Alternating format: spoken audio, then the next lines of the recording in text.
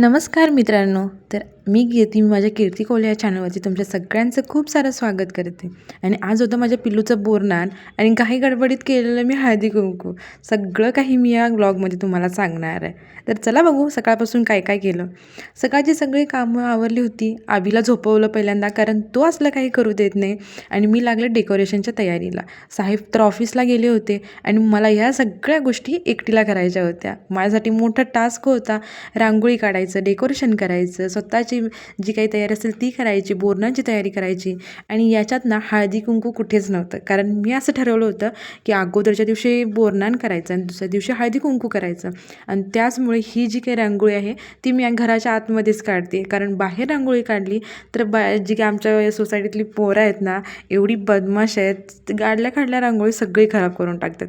म्हणून म्हटलं आपण जे काही रांगोळी असेल ते आतमध्येच काढू आणि उद्या हळदी कुंकूसाठी बाहेर रांगोळी काढायची. असं सगळं काही मी प्लॅनिंग करून ठेवलं होतं.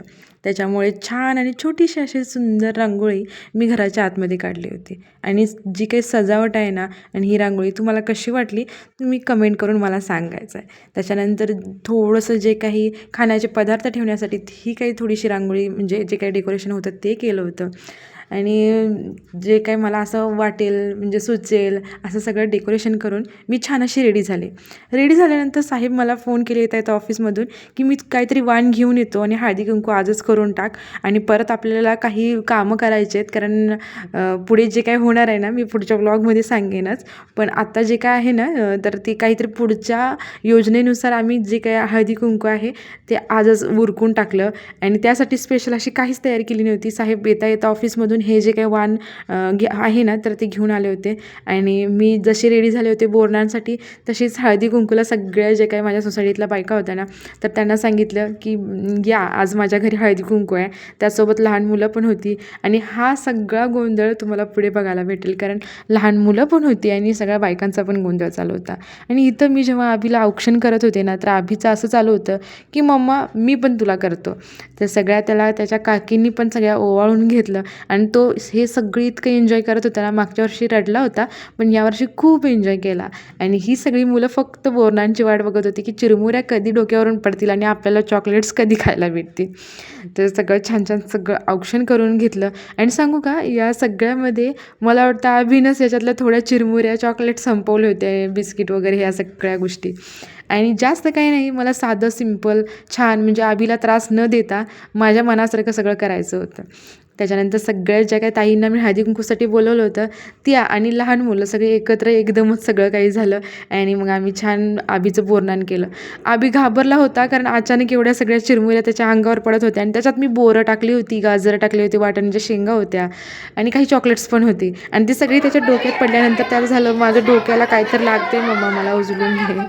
आणि मग मस्त असा आमचा जो काही कार्यक्रम होता तो पार पडला. पण आबी थोडासा गोंधळला होता शेवटच्या वेळी. त्याच्यानंतर सगळ्या बायकांना मी बसवायला सांगितलं. आणि सगळं हळदी कुंकूचं आहे ते मला माझ्या शेजारच्या ताईंनी थोडीशी मदत केली. तर त्यांच्या मदतीने मी सगळ्यांना हळदी कुंकू वगैरे सगळं लावून घेतलं.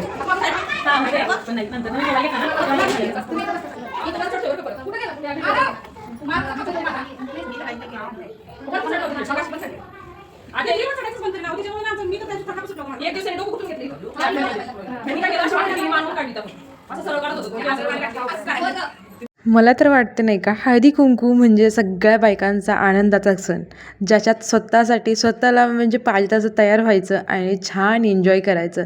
त्यांच्यासाठी एक त्यांचं स्पेशल डे, जसं वुमन्स डे असतो ना, तसा हा त्यांचा हळदी कुंकूचा डे असतो, असं मला तरी वाटतं नाही का. सगळेजण खूप एन्जॉय करतात. तर त्याच्यानंतर सगळ्यांना हळदी कुंकू लावून घेऊन तिळगुळ वगैरे खायला दिले.